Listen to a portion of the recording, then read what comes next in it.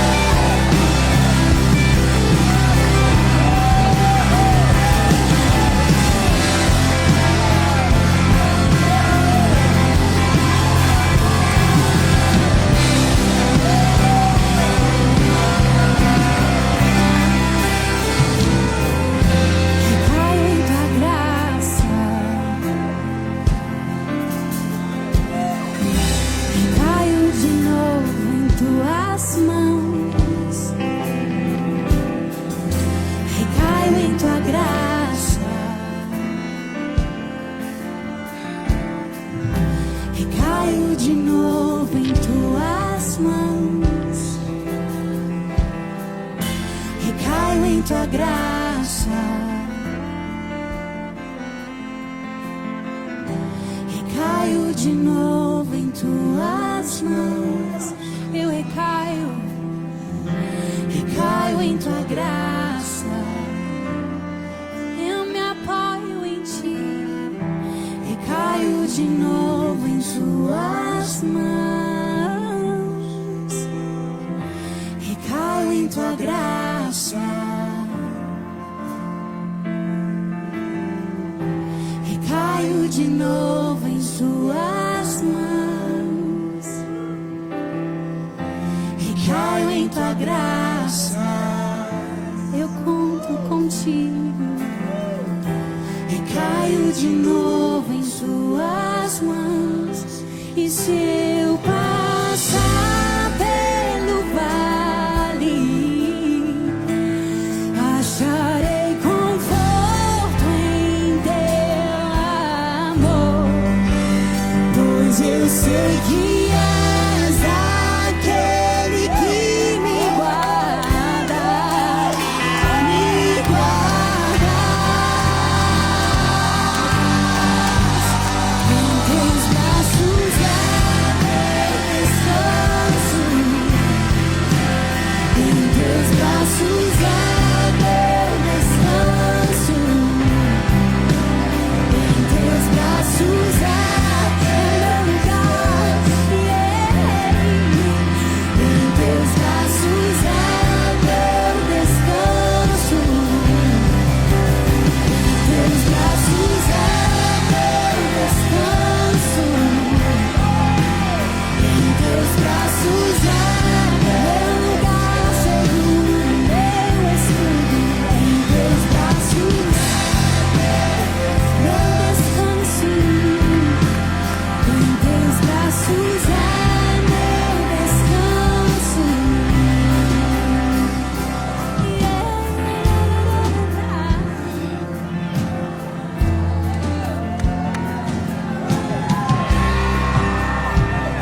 Apenas aproveite a presença do seu Pai. Não há lugar mais seguro. Não há lugar mais seguro que esse. Nesse lugar de afeição. Nesse lugar de aceitação inteira.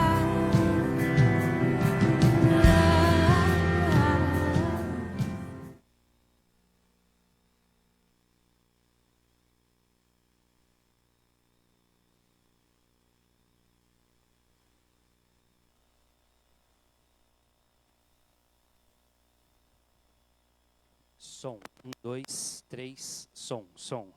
Legal. Som. Som. 1, 2, 3. Som. Som.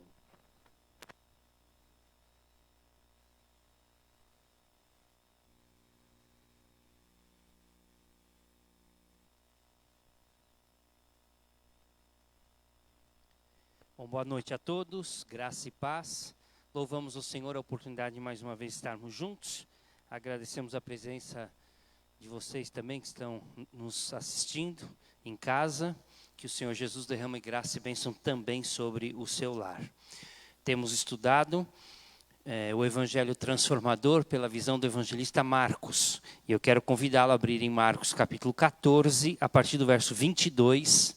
Estamos caminhando para o final do Evangelho de Marcos, e hoje vamos falar sobre a última refeição de Jesus antes da sua crucificação, antes da sua morte, conhecido como a última ceia.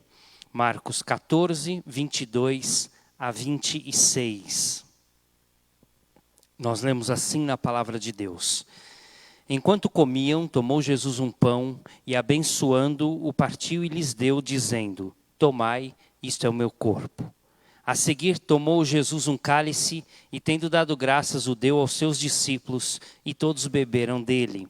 Então lhe disse: isto é o meu sangue, o sangue da nova aliança derramado em favor de muitos.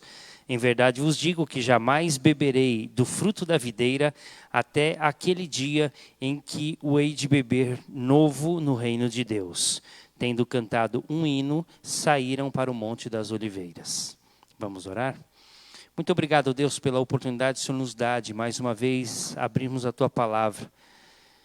E temos a oportunidade também de estudá-la, de aprender da verdade do Senhor. Fala conosco. Precisamos e queremos ouvir a Tua voz. Em nome de Cristo Jesus. Amém, Senhor. Uma fotógrafa americana de nome Jack Black reproduziu as últimas palavras e, curiosamente, as últimas refeições de alguns condenados à morte. Isso ela fez do ano de 1986 até o ano de 2001. A ideia dela era que todos os participantes, os espectadores, pudessem sentir um pouquinho os últimos momentos de um condenado e também tentar colocar o público no lugar da pessoa que estava ali naquele corredor da morte um pouco antes da sua execução. Um trabalho realmente impressionante, reproduzido pela BBC. É um desafio para a gente poder participar deste momento, dessa exposição. Se você puder acompanhar, é muito interessante.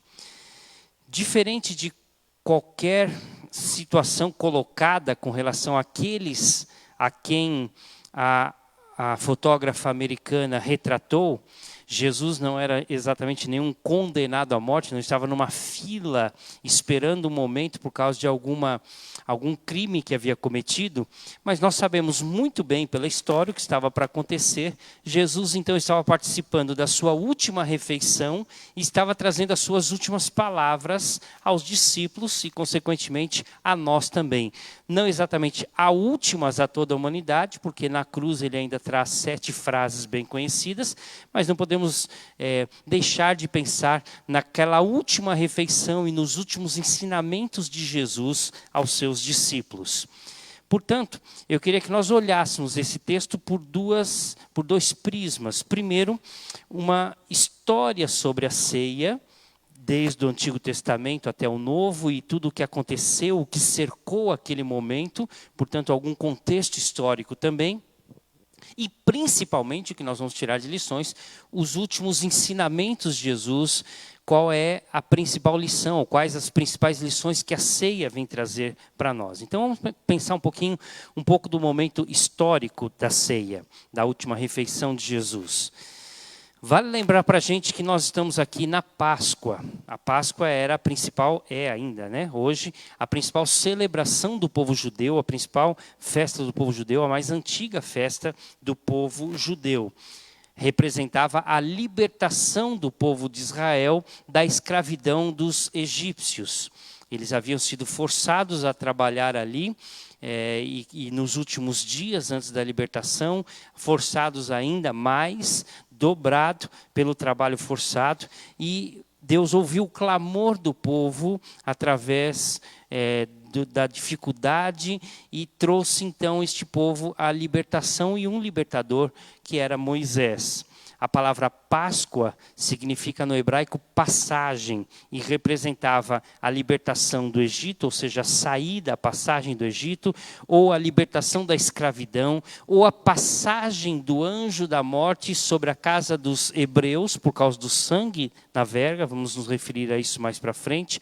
Também a passagem pelo meio do mar vermelho a pés enxutos, a passagem do estado de não povo para povo e a passagem do cumprimento das promessas de Deus, liberdade, lei, terra e nação. Deus estava cumprindo então a sua promessa desde Abraão, agora em Moisés, tendo este cumprimento. O ponto crucial da Páscoa na história do povo hebreu, sem dúvida nenhuma, se refere à 10ª praga lá no Egito, por ocasião da morte dos primogênitos, dos egípcios.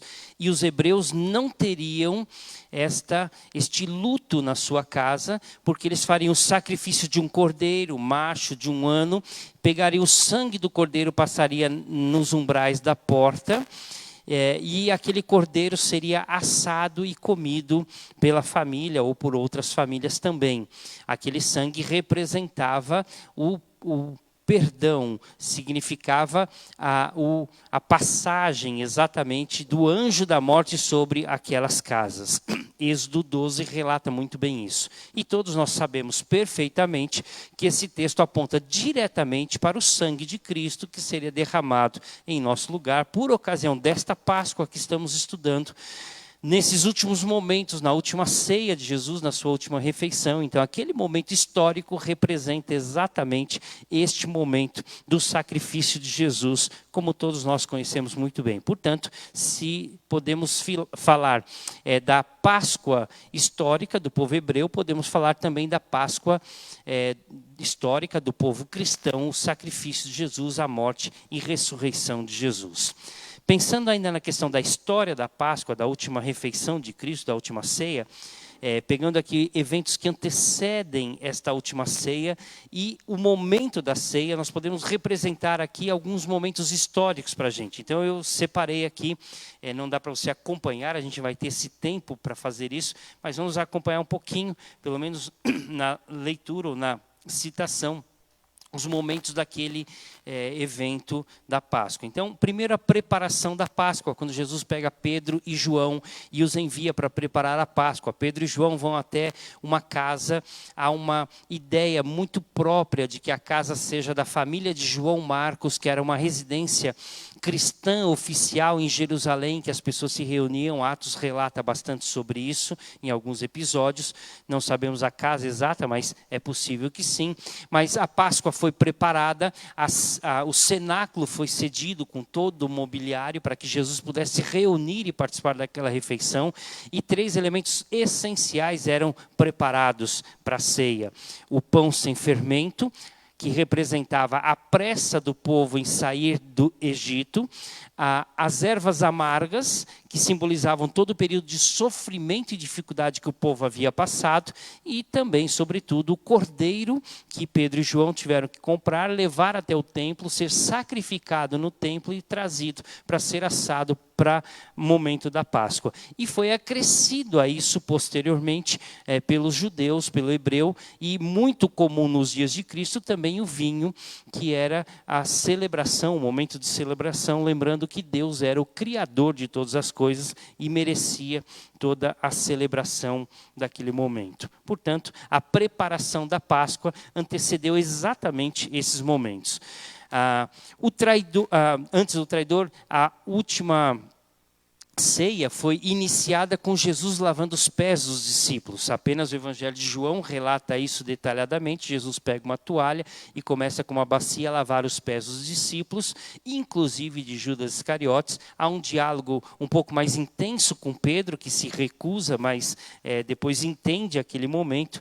E Jesus então dá uma lição para aqueles discípulos, que é a lição da humildade. O traidor é indicado, embora não diretamente, não abertamente, o nome de Judas Iscariotes não é citado, mas Jesus diz abertamente naquela introdução da ceia que o traidor estava com ele, cita o Salmo 41, verso 9, que era preciso que ele fosse traído por alguém que sentasse com ele à mesa, que metesse a mão no pão e que pudesse participar ali daquele momento de traição. E as últimas instruções de Jesus, a lição da humildade, João capítulo 13, a lição do amor, também João 13, conforto e exortação, Jesus trazendo palavras de ânimo aos discípulos, João capítulo 14, promessas do Consolador, João 14 e João 16, o incentivo em meio à tribulação, João capítulo 15, dizendo que eles até seriam perseguidos, mas que tivessem bom ânimo, e palavras de despedida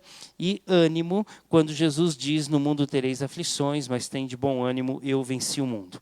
A ceia em si, o texto começa dizendo, o texto que nós lemos em Marcos capítulo 14, verso 22, diz assim: e enquanto comiam, tomou Jesus um pão, abençoando, partiu, deu, dizendo, tomai, isto é o meu corpo. Depois tomou o cálice e disse, esse é o meu sangue. Então, enquanto comiam, ou seja, eles estavam participando de uma refeição, eles estavam comendo, foi a última refeição de Jesus. Enquanto comiam, Jesus pega o pão e depois o cálice para simbolizar o seu corpo e o sangue e trazer a instrução. Então, a palavra da ceia, o significado do pão e do vinho, o pão simbolizando o corpo de Cristo, que seria partido na cruz, por amor não apenas aos discípulos, mas a todos nós que cremos, e também o cálice simbolizando a nova aliança no sangue de Cristo. E termina aquele momento da ceia com a oração sacerdotal de Cristo, relatada em João capítulo 17.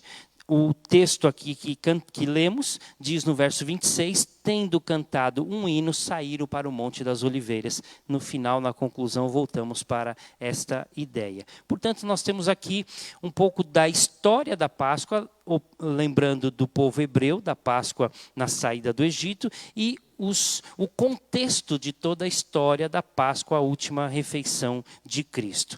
Mas, muito mais importante e significativo do que o próprio contexto e a história da Páscoa são as lições que a última refeição de Cristo tem a nos ensinar, ou a última ceia tem a nos ensinar.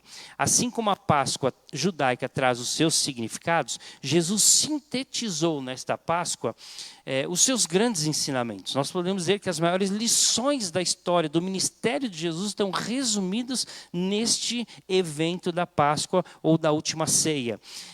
Não que Jesus não tivesse tratado disso anteriormente, mas agora ele sintetiza cada um desses momentos e vai trazer lições preciosas para os discípulos e também para nós. Antes de tirarmos essas lições, é preciso enfatizar que sentar à mesa com amigos é um momento extraordinário. Você com certeza já teve esta oportunidade inúmeras vezes, sentar à mesa com amigos. Podemos dizer que é um momento que transmite vida, que transmite libertação, que transmite alegria, que transmite solidariedade. Nós podemos pensar em tudo de bom e agradável, sentar à mesa com amigos. Boas conversas, boas risadas, boas lembranças, talvez sonhos, projetos, coisas planejadas para o futuro, são de fato momentos extremamente agradáveis. E não há dúvida de que isso aconteceu com Jesus, mas muito mais do que isso, aquele momento da última ceia com Jesus, Jesus sentado com seus amigos mais próximos, mais íntimos, sem dúvida nenhuma, também trazia a carga de compartilhar os problemas, de dividir os fardos e trazer as lições mais importantes. Vale lembrar o que Jesus diz um pouco depois no Jardim do Getsêmani. Ele sai dali e vai para o Jardim do Getsêmani, quando ele diz para os seus discípulos, a minha alma está angustiada, profundamente angustiada até a morte, fiquem comigo e compartilhem comigo em oração. Ou seja,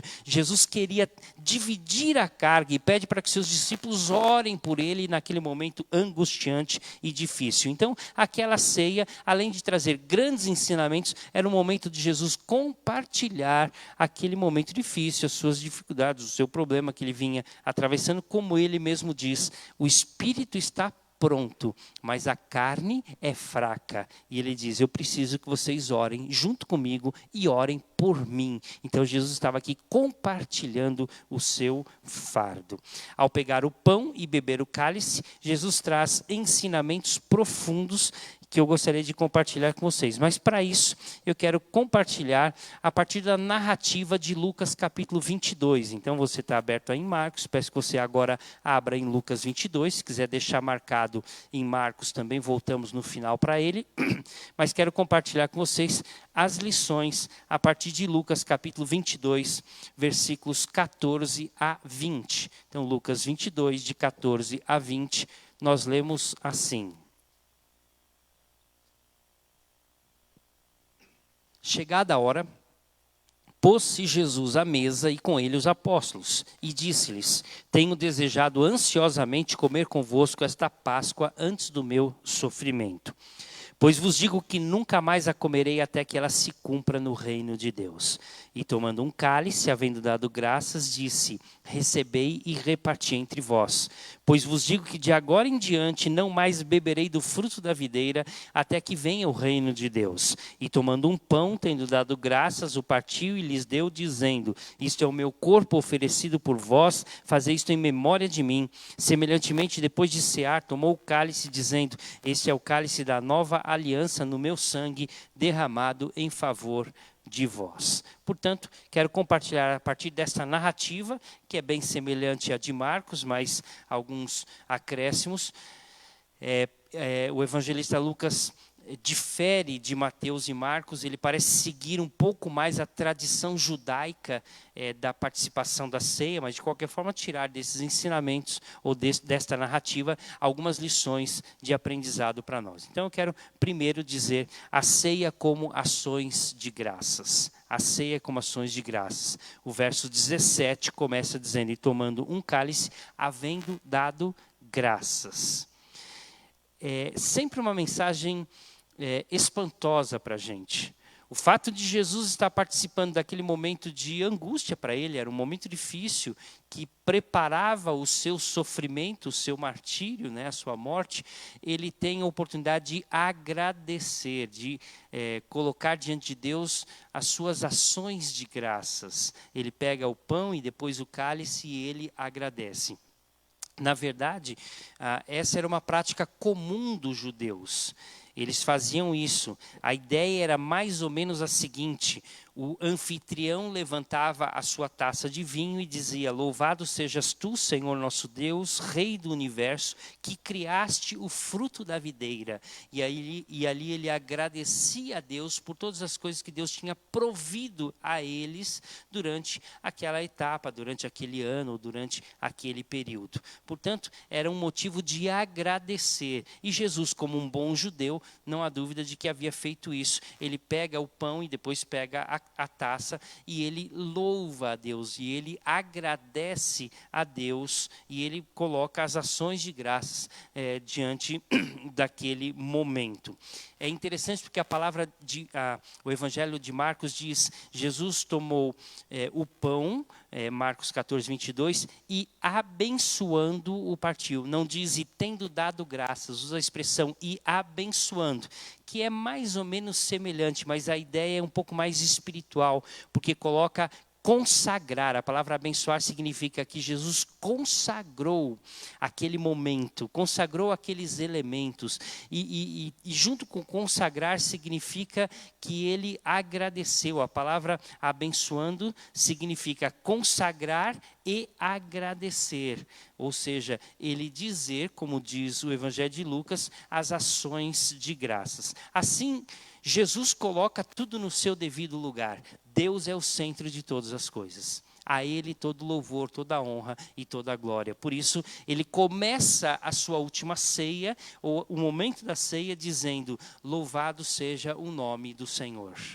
Assim ele começa. Ele dá graças a Deus. Graças a Deus pela provisão, graças a Deus pelo sustento, graças a Deus pela saúde, graças a Deus por tudo que Jesus fez ao longo do seu ministério, graças a Deus por tudo que Jesus estava por fazer ao longo do seu ministério. Portanto, ele coloca Deus no centro de todas as coisas, quando ele diz: muito obrigado, Senhor, por todas as coisas. A ceia é também conhecida como Eucaristia. A palavra Eucaristia é uma palavra grega que significa ações de graças. Portanto, a primeira palavra da ceia é Eucaristia, ou seja, Jesus diz: Senhor, eu te dou graças. Então, a ceia é um momento de ações de graças. Nós vamos guardar isso com muita frequência. Segunda lição, a ceia é um momento de comunhão. Veja o que diz Lucas 22, 17. E tomando um cálice, havendo dado graças, disse: Recebei e reparti entre vós. Ou seja, não é só para um, mas é para que vocês repartam entre vocês. Ou seja, ninguém ali era melhor ou pior. Sabemos que Judas estava presente, Jesus ainda vai molhar o bocado de pão e entregar para Judas, e ele vai se retirar. Mas, tirando Judas Iscariotes, já tratamos disso na semana passada, nenhum deles era maior ou menor, melhor ou pior. Discussão que vem logo a seguir quando eles caminham para o Getsêmani. Eles saem da ceia, Jesus coloca aquele momento de comunhão preciosa, dizendo: vocês são iguais, recebam e repartam. Eles saem dali e começam a discutir quem era o maior entre eles. Realmente lamentável a discussão dos discípulos. Mas Jesus coloca aqueles momentos como momento de comunhão. Eles deveriam ser compartilhados com os discípulos como iguais. Na Páscoa dos Hebreus, isso é muito interessante a gente lembrar, quando Deus institui a Páscoa dos Hebreus, Êxodo capítulo 12, ele vai dizer: deve ser pego um cordeiro, e ele diz assim: esse cordeiro tem que ser macho de 1 ano, mas ele tem que ser do tamanho da sua família. Mas se não for suficiente para a família, ou seja, se for mais do que a sua família come, então reúna a família dos vizinhos. Olha o que diz Êxodo capítulo 12, versículo 4. Mas se a família for pequena para um cordeiro, então convidará ele o seu vizinho mais próximo, conforme o número de almas, conforme cada um puder comer. Por aí calculareis quantos bastem para o cordeiro. Ou seja, reúna o número de pessoas conforme o tamanho do cordeiro. A ideia era que não sobre nada, mas a ideia também era que houvesse comunhão. Reúnam as famílias para que vocês possam participar da Páscoa. Gente, que coisa extraordinária.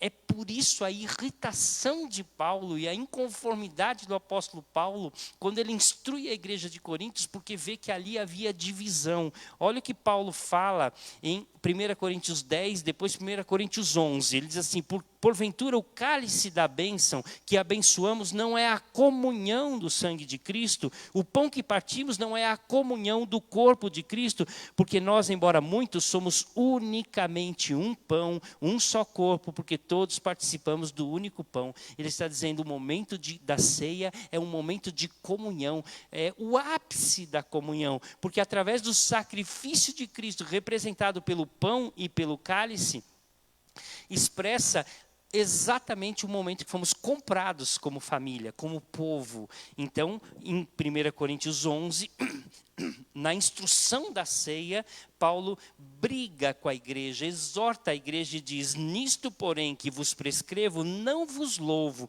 porquanto vos ajuntais não para melhor, e sim para pior, porque antes de tudo estou informado a haver divisões entre vós, quando vos reunis na igreja, e eu em parte creio, porque até mesmo importa que haja partidos entre vós, para que também os aprovados se tornem conhecidos em vosso meio. Quando, pois, vos reunis no mesmo lugar, não é a ceia do Senhor que comeis, porque ao comerdes cada um toma antecipadamente a sua própria ceia, e há quem tenha fome, ao passo que há também quem se embriague. Não tendes porventura casas onde comer e beber? Ou menosprezais a igreja de Deus e envergonhais os que nada têm? Que vos direi? Louvar-vos-ei? Nisto certamente não vos louvo. Paulo exorta a igreja e diz assim: vocês não estão participando da comunhão, vocês estão chegando mais cedo, comendo, se embriagando e vão embora, enquanto os outros chegam depois e passam fome. Vocês não estão vivendo a ceia como comunhão. A igreja primitiva vivia esta comunhão de uma forma intensa. Viviam juntos, tinham tudo em comum, compartilhavam, dividiam. São vários os textos, principalmente no começo de Atos, que mostram para a gente a maneira comunitária ou a maneira em comum como a igreja vivia. Portanto, a ceia é a lembrança de que nós somos parte da mesma família, do mesmo povo de Deus. Portanto, recebei e reparti entre vós.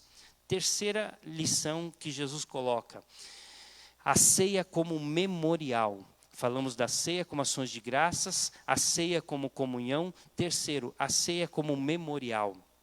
Lucas 22, 19, Jesus diz: fazei isto em memória de mim. Tomou 19 diz: tomou o pão, tendo dado graças, partiu e lhes deu, dizendo: isto é o meu corpo oferecido por vós, fazei isto em memória de mim. Embora Lucas 22 não cite que ele faça a mesma coisa com o cálice, 1 Coríntios capítulo 11, versículos 24 e 25, nós lemos: e tendo dado graças, partiu e disse: isto é o meu corpo que é dado por vós, fazei isto em memória de mim. O meu corpo, se referindo ao pão, ele disse: fazei isso em memória de mim. Por semelhante modo, depois de haver ceado, tomou também o cálice, dizendo: este é o cálice da nova aliança no meu sangue, fazei isso todas as vezes que o beberdes em memória de mim. Então, na instrução de Paulo, Paulo cita que tanto com relação ao pão quanto com o cálice, Jesus diz a mesma frase: fazei isto em memória de mim. Bom, em memória de mim. Eu quero ressaltar que a palavra memória, e para o momento em especial em que Jesus estava preparando-se até para a sua própria morte, a ideia de memória para nós é a lembrança de um morto. A memória da pessoa que partiu, que faleceu, e nós temos a memória de um morto. Mas não, Jesus está vivo, não é exatamente a isso que Jesus está se referindo. Ele não está dizendo assim, que vocês se lembrem de mim depois que eu morrer, como uma pessoa boa, como é a lembrança dos mortos que nós temos hoje, um parente, um ente querido, alguém que nós estimamos. Não é isso que Jesus está dizendo. Lembrem de mim depois que eu morrer, como uma pessoa boa, que trouxe muito ensino. Não é isso que Jesus está dizendo.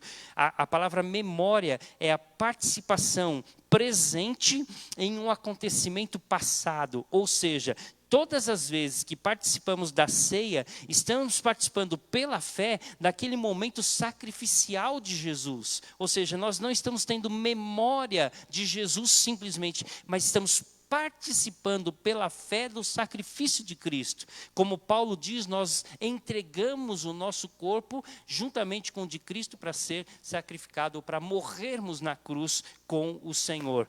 Vale lembrar que memorial é uma das ideias chaves de Deus ao trabalhar com o povo no Antigo Testamento. Parece que o memorial era uma forma didática e pedagógica de Deus trabalhar com o povo. Vamos lembrar a memória do pecado em Adão e Eva, com dores e suor do rosto, a memória da aliança com Noé, com a geração de Noé e com as gerações seguintes, quando o arco-íris é colocado, é posto no céu, a memória do êxodo do Egito, a saída do Egito, com a instituição da Páscoa, como nós vimos aqui na introdução, ou a memória da passagem pelo Mar Vermelho a pés enxutos, ou o memorial, a memória de atravessar o Rio Jordão também a pés enxutos, em que os sacerdotes pegam as pedras e depois fazem um memorial para lembrança, para gerações futuras, ou a memória da confirmação dos mandamentos dados por Moisés na caminhada do deserto, lá no Monte Sinai, e a promessa da terra prometida, ou a memória da luta de Jacó com Deus, da instituição de Peniel, ou então a memória da confirmação da aliança de Deus com Josué, quando ele está para morrer e ele reúne o povo, e o povo se compromete em obedecer a Deus. Portanto, nós vamos vendo na história do povo hebreu, de que Deus trabalha de forma didática e pedagógica com memoriais, com formas de lembrança, ou seja, estes eventos servem para que vocês participem espiritualmente daqueles ensinamentos. Era exatamente isso que Jesus estava querendo dizer. Nós não estamos apenas tendo lembrança de Jesus que deixou algo para a gente, nós estamos participando com Jesus da sua morte e posterior ressurreição. Quando a gente fala de memorial, compete a gente também pensar no contrário. A quem interessa esquecer-se dos grandes feitos de Deus e do próprio Deus? Apenas a Satanás. Apenas ao diabo interessa esquecer-se. Se você for pegar Juízes capítulo 2, versos 10 a 15, quando morre Josué, quando morre Calebe, diz o texto: e levantou-se outra geração após Josué e Calebe, que não se lembraram mais dos grandes feitos de Deus. Ou seja, quando eles se esqueceram, eles se entregaram à idolatria, à prostituição, às imoralidades, e começaram a afundar, e entram numa época de juízes muito desastrosa, de altos e baixos, ou seja, esquecer-se dos grandes feitos de Deus e do próprio Deus só interessa a Satanás. Ele que quer fazer que a gente esqueça do que Deus tem feito na nossa vida, para que a gente se afunde nos pecados e se afaste do Senhor. O ensino de Deus, pelo contrário, é que esses memoriais sejam mantidos vivos na história do seu povo, na nossa história, mas não apenas ser mantidos vivos, mas que eles fossem transmitidos para os filhos e para as gerações futuras. É isso o que nós encontramos em Deuteronômio capítulo 6, de 4 a 9, no conhecido texto como Shema, que nós devemos transmitir aos filhos em todos os momentos as instruções do Senhor. Ou o Salmo 78, a partir do verso 3, o que nós ouvimos e aprendemos, nós não guardaremos para nós, mas contaremos às gerações futuras os louvores do Senhor, o que Deus fez. O maior de todos os memoriais que deve ser transmitido e guardado por nós é, sem dúvida, este a que Jesus se refere: fazer isto em memória de mim, ou seja, é a sua morte, a sua crucificação e posterior ressurreição. O maior memorial que temos que guardar é a salvação em Cristo Jesus. Quarta lição que nós devemos aprender com Jesus: a ceia como renovação da aliança. A ceia como ações de graças, a ceia como comunhão, a ceia como memorial e agora a ceia como renovação da aliança. Lucas 22, verso 20, semelhantemente, depois de cear, tomou o cálice, dizendo: este é o cálice da nova aliança no meu sangue derramado em favor de vós. Na cruz, Jesus cumpriu a antiga aliança e estabeleceu a nova aliança.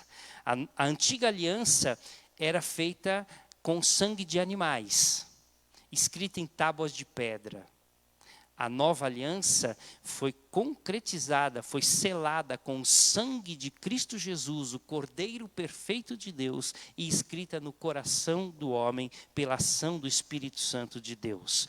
Somente Cristo pode trazer a purificação do coração e o perdão dos pecados.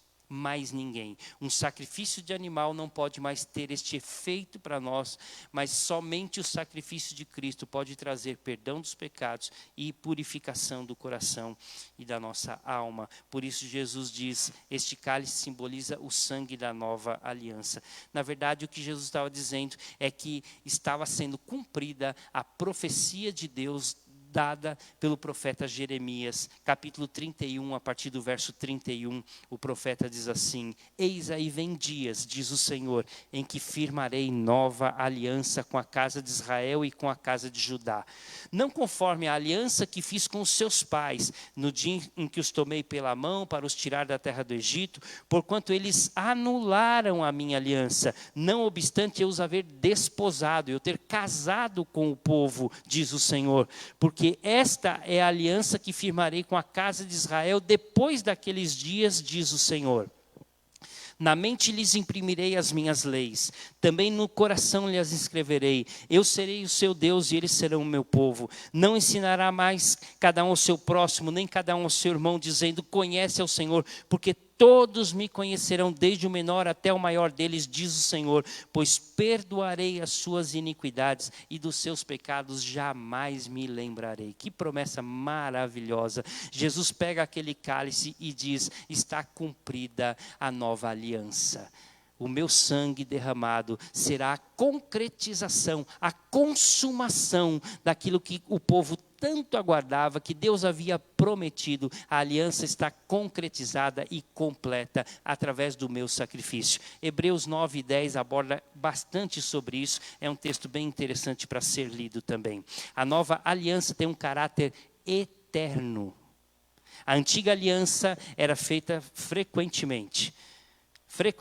Toda vez era preciso sacrificar um animal, o sacerdote se apresentava e fazia o sacrifício por ele, depois pelo povo, e isso era feito anualmente, isso era feito constantemente. O sacrifício de Cristo, a nova aliança, o sangue do Cordeiro perfeito de Deus em Cristo Jesus, foi feito de uma vez por todas, é uma aliança eterna. Jesus está e estará para sempre conosco, é a promessa do Senhor. Todos aqueles que pela fé se entregaram a Ele, que receberam a Ele, estão participando dessa nova aliança. Deus está disposto a restaurar o seu relacionamento com os seus escolhidos de uma vez para sempre, através da aliança do sacrifício do seu Filho Jesus Cristo. Que presente maravilhoso que nós temos. A ceia é a renovação da aliança, de uma forma perfeita e completa pelo sacrifício de Cristo Jesus. E por fim, a ceia é também a preparação para o reino de Deus. Então vimos a ceia como ações de graças, a ceia como memorial, a ceia como comunhão, a ceia como renovação da aliança e agora a ceia como preparação para o reino de Deus. Lucas 22, 18, nós lemos assim: pois vos digo que de agora em diante não mais beberei do fruto da videira até que venha o reino de Deus. Vale lembrar as palavras de Paulo também em 1 Coríntios capítulo 11, versículo 26. Ele diz assim: porque todas as vezes que comerdes este pão e beberdes o cálice, anunciais a morte do Senhor até que Ele venha. Olha que mensagem extraordinária. Quando nós participamos da ceia do Senhor, nós estamos fazendo uma pregação escatológica. Ou seja, nós estamos anunciando a volta de Cristo. Quando nós participamos da ceia, tomamos o cálice e o pão e participamos daquele momento especial, relembrando o sacrifício de Cristo, o que Ele fez por nós, e participamos pela fé daquele momento extraordinário, nós estamos pregando a volta de Cristo. Nós estamos dizendo que tudo o que aconteceu é real e é verdade, que a palavra de Deus é verdadeira e que um dia Ele virá nos buscar. Ele diz isso aos seus discípulos naquele momento. Em João 14, verso 1, ele diz: não fiquem tristes, não fiquem atribulados, não perturbem o coração, creiam em Deus, creiam em mim, na casa do meu Pai tem muitas moradas, eu vou para lá, mas vou voltar e vou buscar vocês para levá-los até onde eu estou, para que nós estejamos para sempre juntos. Essa é a mensagem extraordinária que Jesus nos faz lembrar de que nós participaremos daquele momento glorioso. A ceia também nos lembra de que não haverá mais Páscoa no calendário de Deus. Não haverá mais Páscoa no calendário de Deus. Nós podemos celebrar quantas Páscoas nós quisermos, mas no calendário de Deus nunca mais. Só lá no reino. Olha o que diz Lucas 22, 16. Pois vos digo que nunca mais a comerei, até que ela se cumpra no reino de Deus. Ou seja, um dia estaremos com o Senhor para participar da suprema e da maior Páscoa que a história pode imaginar. Vamos participar das bodas do Cordeiro. Vamos participar da Páscoa no reino dos céus. Se você juntar o verso 16 e o 18 do capítulo 22, você tem então a mensagem completa de Jesus. Pois vos digo que nunca mais a comereis, nunca mais comereis desta Páscoa, até que ela se cumpra no reino de Deus. Pois vos digo que de agora em diante não mais beberei do fruto da videira, até que se cumpra no reino de Deus. Nunca mais vamos comer do pão e nem beber do cálice, até que se cumpra o reino de Deus. A Páscoa completa está sendo reservada, preparada e separada para nós. Jesus não estava olhando apenas para o sofrimento daquela ocasião, mas ele, sobretudo, estava olhando para a glória daquele momento. Ele não estava apenas preso à cruz, mas estava olhando para o triunfo da ressurreição e da glorificação. Não a cruz, mas a coroa. Ele olhava para o reino de Deus e para o momento da glória, e não apenas para a cruz e para o sofrimento. No Apocalipse judeu, na escatologia judaica, há a ideia de que a entrada no reino será um grande banquete.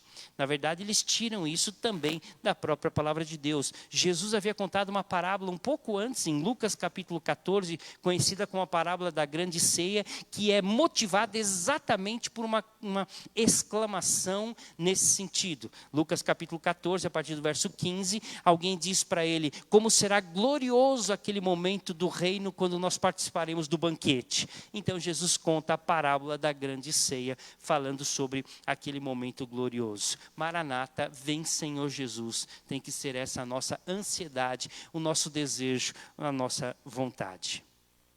Somente o grande mestre poderia transformar uma simples refeição em lições tão profundas e importantes. As mais significativas e importantes da história da humanidade.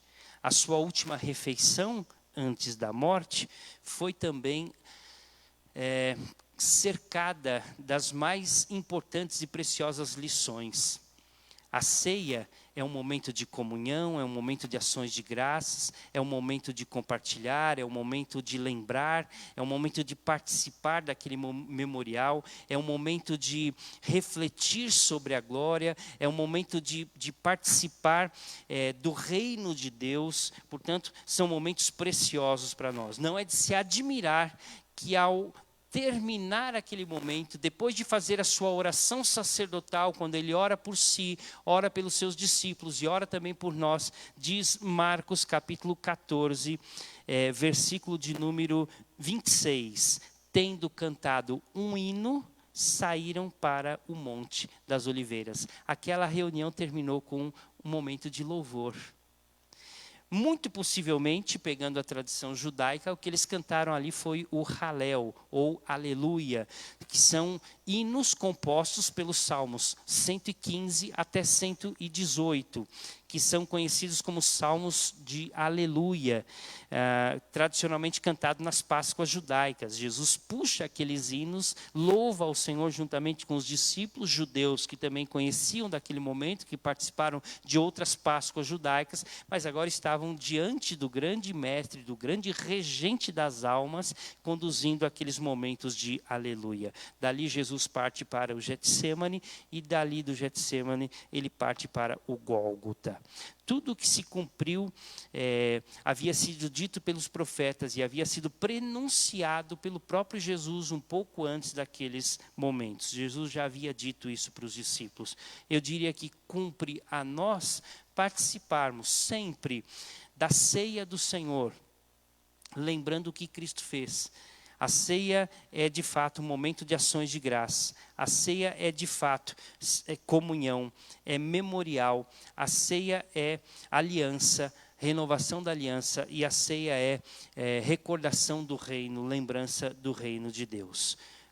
Foram esses os ensinamentos de Jesus aos seus discípulos e a nós, para momentos preciosos da sua última refeição, que antecederam a sua prisão e também a sua crucificação. Que o Senhor Jesus nos dê a graça de não apenas nos prostrarmos ou reverenciarmos a sua morte, que foi especial para nós, mas também celebrarmos a sua ressurreição, a vitória final sobre a morte. Que assim o Senhor nos abençoe, nos ensine e nos instrua a participarmos de momentos preciosos da comunhão com Deus e com o nosso próximo. Amém? Vamos orar? Muito obrigado, Deus, pela oportunidade de podermos participar da Tua Palavra e também participar da ceia do Senhor, que fazemos periodicamente. Inclusive, próximo domingo, participaremos da ceia do Senhor. Que estas lembranças destas palavras estejam vivas na nossa memória. Ó Deus, que nós tenhamos a alegria, junto com a reverência, o temor, a gratidão de participarmos sempre de momentos como esse. Mas não apenas quando participamos da ceia, simbolizando aqui o pão e o cálice, representando a morte e a ressurreição de Cristo. Mas, sobretudo, no nosso dia a dia, possamos lembrar do que Cristo fez por nós e participarmos pela fé de momentos tão extraordinários como esse. E assim, transmitirmos a outros a mensagem preciosa do Cordeiro de Deus que tira o pecado do mundo. Obrigado, Deus. Acompanha-nos, ajuda-nos, guarda-nos. É a nossa oração em nome de Cristo Jesus. Amém. Que o Senhor Jesus abençoe a todos e a você que está em casa também, em nome de Jesus.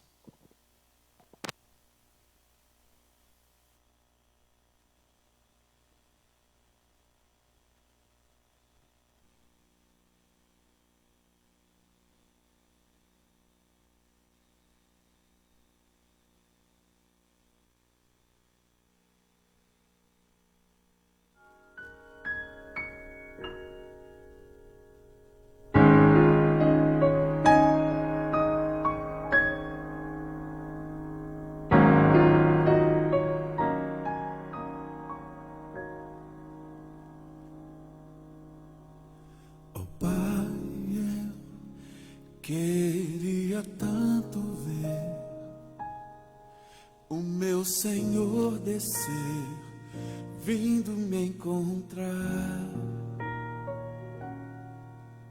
Eu posso até imaginar a refulgente glória do Senhor Jesus, transpondo as brancas nuvens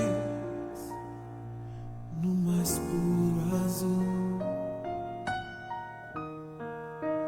onde nem sul nem norte existirá. E em meio